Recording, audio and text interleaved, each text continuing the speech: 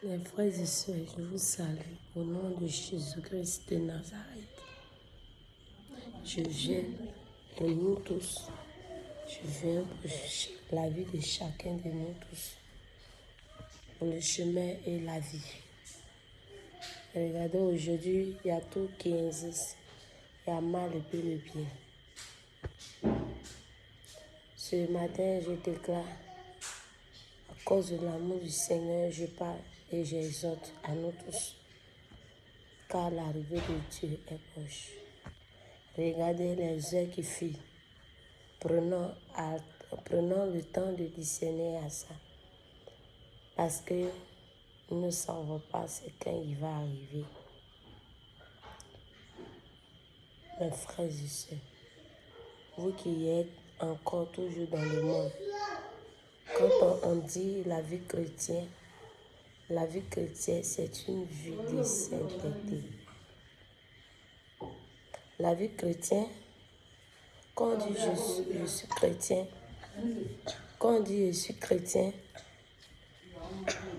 la vie chrétienne, c'est une vie, c'est une nouvelle vie.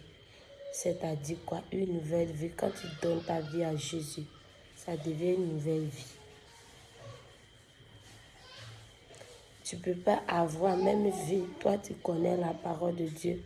Tu ne peux pas avoir même vie avec le païen. Lorsque toi, ton année finit, tu as eu l'âge de 30 ans, tu fêtes anniversaire. Janvier fini, tu fêtes. Noël, tu fêtes.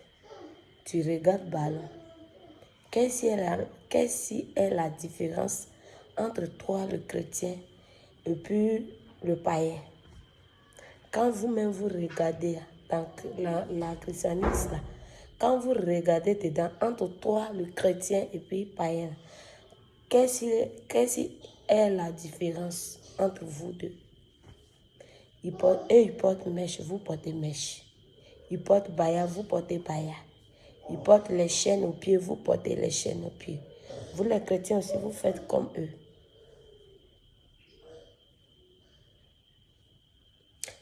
Ils mettent les faux-cils, vous mettez faux-cils. Autant vous attendez ce que la Bible dit. La Bible nous enseigne, il n'est pas le Dieu faux. Dans le livre de Genèse, Dieu a créé Adam, il a créé Ève. Quand il a créé tout cela, il a vu cela, c'était bon. Il s'est glorifié lui-même.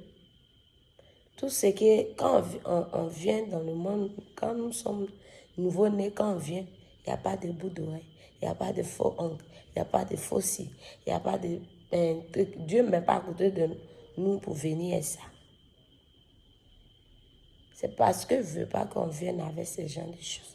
C'est pourquoi ils nous mettent simples.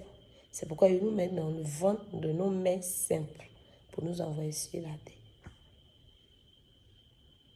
Maintenant, toi, tu viens sur la terre. Tu prends tout cela pour mettre ça sur toi. Toi, le chrétien, et puis païen, là, où est la différence?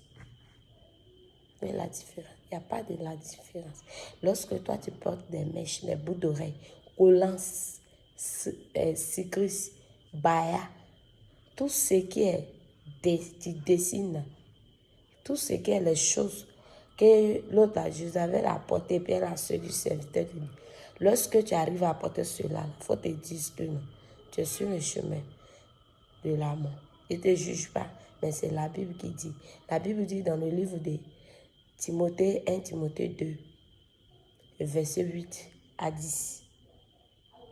Lisez-le.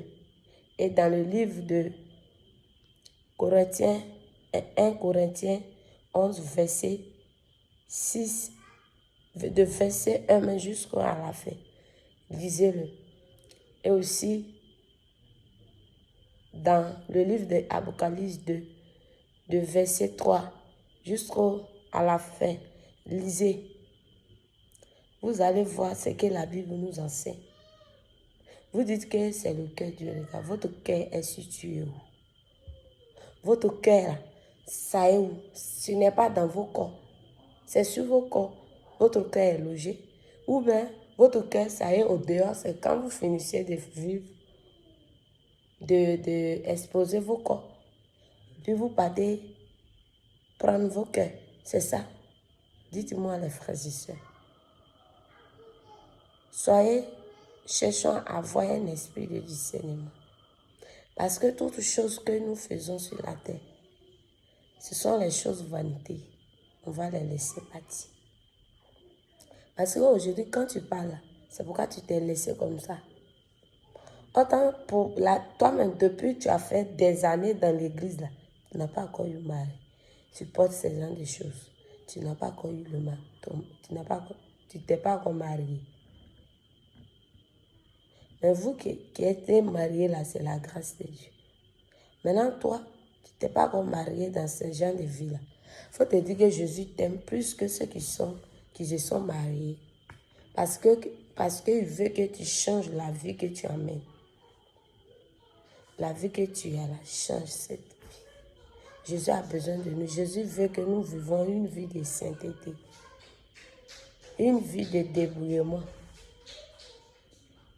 Cherchons à vivre une vie de la sainteté. Jésus est saint. Il n'est pas un Dieu faux. Montez faux si. Faux homme. Faux mèche. Tout ce qui est faux, vous mettez ça sur vous. Si vous partez, même la Bible dit, votre corps est le temple du Saint-Esprit. Maintenant, vous dites que ce n'est pas le corps Dieu regarde. Il regarde le cœur. Parce que quand le jour que Dieu va vous appeler là, vos corps seraient sur la terre. C'est faux. Hein? Il juge tout. Parce que c'est ce corps-là, il nous a créé ça. Il a vu cela que c'était bon. C'est pourquoi il n'a pas mis faux si faux collant pour séduire ses serviteurs. Des habits sexy, des paillards pour séduire ses serviteurs. Si vous voulez qu'on porte tout cela, il allait mettre ça sur nous. Répondons-nous, l'arrivée de Jésus est proche. Cherchons à vivre une vie de sainteté. Une vie de sainteté car son arrivée est proche. Regardez les heures. Quand on se couche, un coup, il est 8 h 9 h. Tu te couches, tu veux te réveiller, il est 9 h. Tu te couches à 23 h, 22 h, tu vois où il est 7 h, 6 h.